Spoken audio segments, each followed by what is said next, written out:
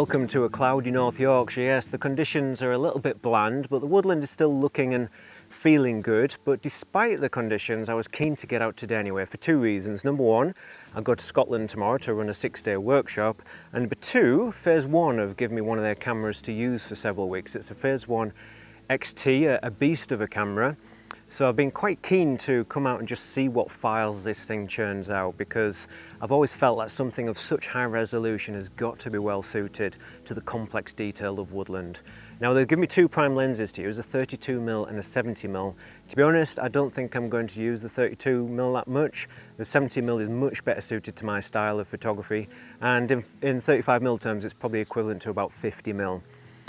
So yeah, a little bit restricted to that one lens today, but I quite like those constraints. So we'll have a look around, see what we can find, and whatever happens, regardless, it's still always great just to practice the craft of photography. So yeah, let's go and have a look. It's no accident that sometimes the composition of my B-roll is actually quite nice. It shows potential of a stills photograph, and I do that on purpose just to, I don't know, just it's a little exploration of an idea, I guess. And by going through the process of setting up the composition like that, it makes me remember it.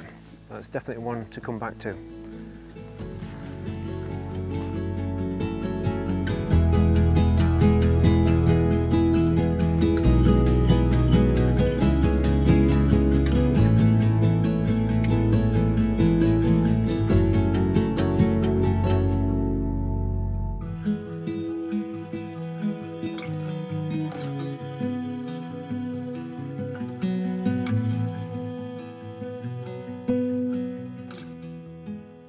I found a composition that I really quite like. It's definitely not one for today because the light's not falling quite right.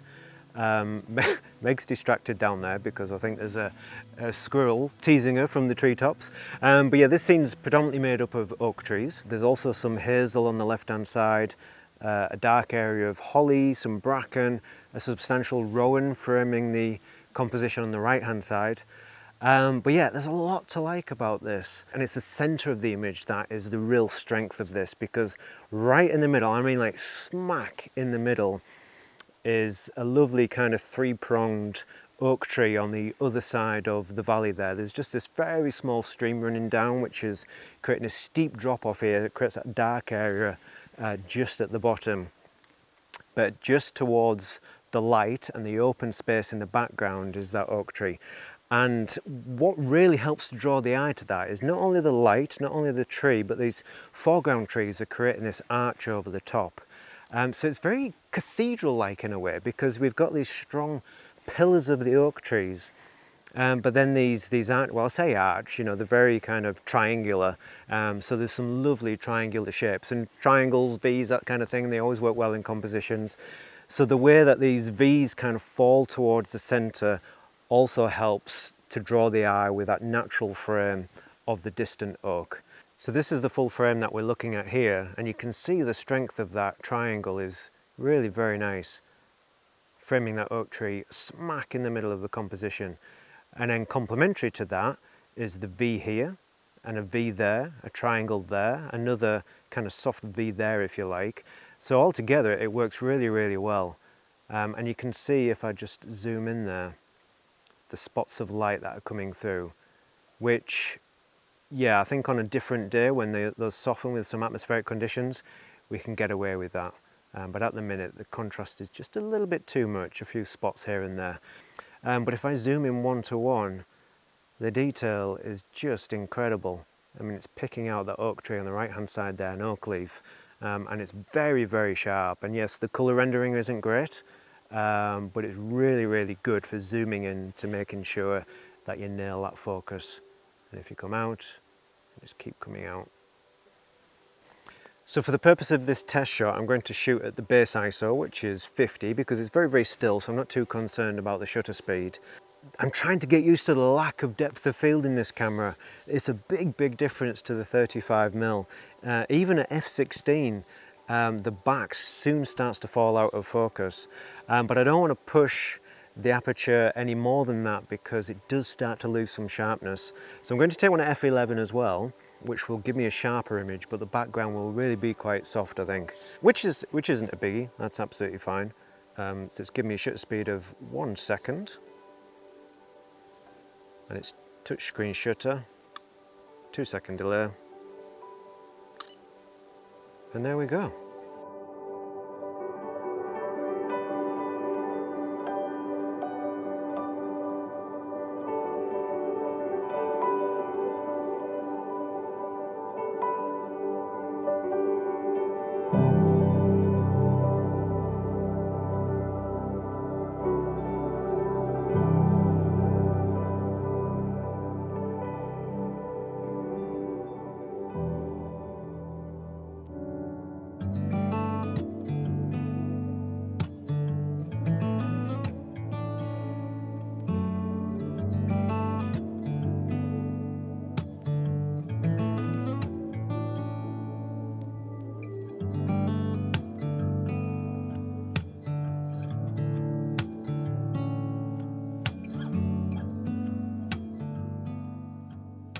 I just wanted to quickly show you this, which I found quite recently, because it's absolutely fantastic. I've never seen anything like this before.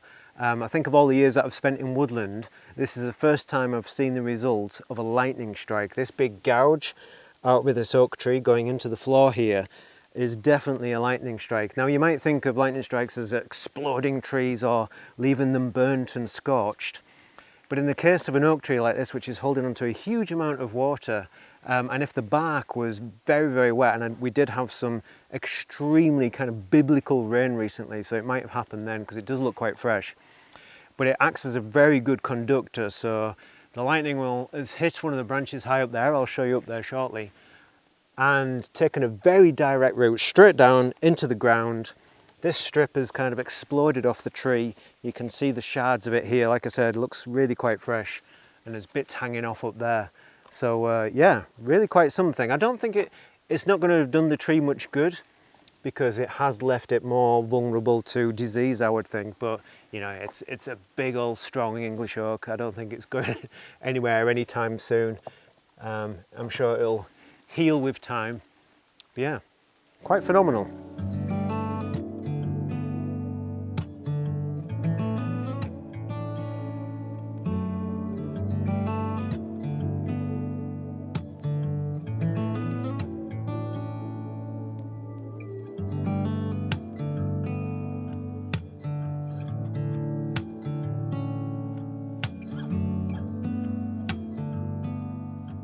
Well, it's raining, which wasn't forecast, so I feel a bit ill-prepared for this without my umbrella, but there you go. Now, I just wanted to say actually that I've mentioned the importance of scouting many times in the past, but I'm not sure the word scouting really does justice to the value of this process, because scouting just implies that you're looking for things to photograph in the future, but it's so much more than that.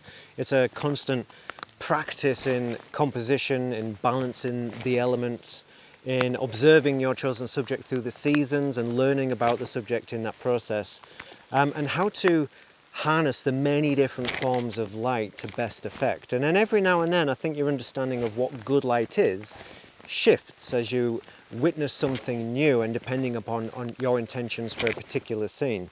I have to confess that I came out yesterday intending to shoot a video, and there wasn't a memory card in my video camera, so I used the opportunity, you know, not to waste it, but to look for things to photograph, get to know the place a little bit more, explore some different parts of this particular woodland.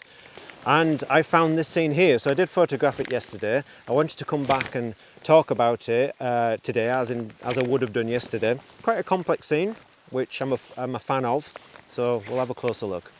So yes, I used my time wisely yesterday and worked on a composition here, which is all well and good, but just as important is making sure that I know the subject. Some of the trees in here are more obvious, the very dominant oak trees, but much less common, but really quite beautiful, is the bird cherry.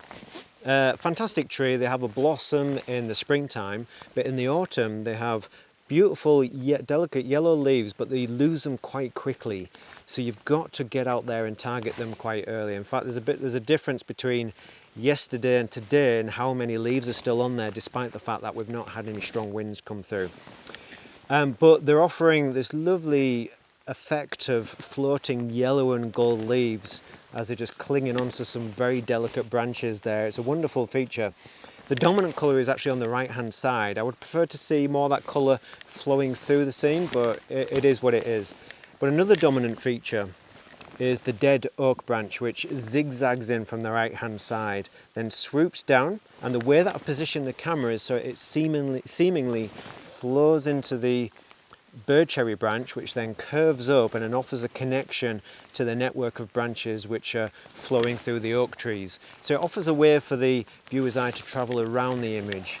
There's some great shapes in the oak. We've got a V shape there, an arch at the top, some characterful branches just reaching away into the scene. So it all ties together very, very nicely in a combination of structure, shape, colour, character and texture. And I will come back, see how it develops through the seasons, and then try and tune into not only what I want to get out of the scene, but what I feel, will do justice to the scene as well. Let the trees do the talking, so to speak. One thing that I should quickly point out that I really love about this camera is the fact that it's got rise and fall.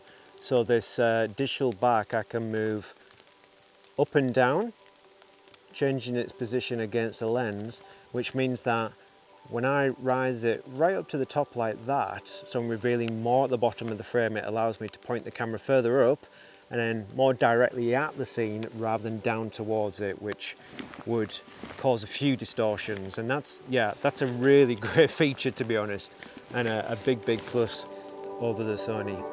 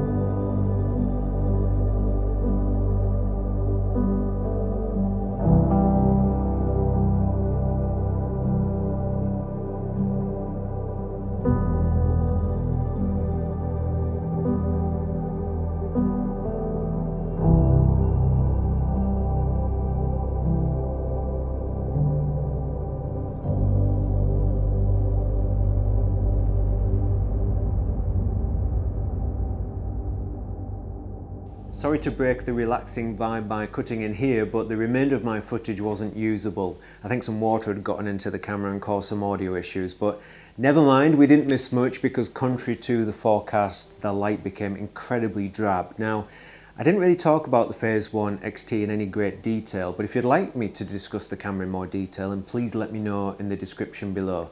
Now, I don't really talk about gear on this channel, but there might be something from a creative standpoint that's of interest and worth discussing. As always, if you value this channel in any way, please consider buying a copy of Gathering Time or check the link in my description below for other ways to support the creation of more videos. Now I'm going to leave you with a selection of some recent local work from An Evening Under Blue Sky and A Morning in the Mist. But thank you very much for watching this episode, and I look forward to seeing you again very soon.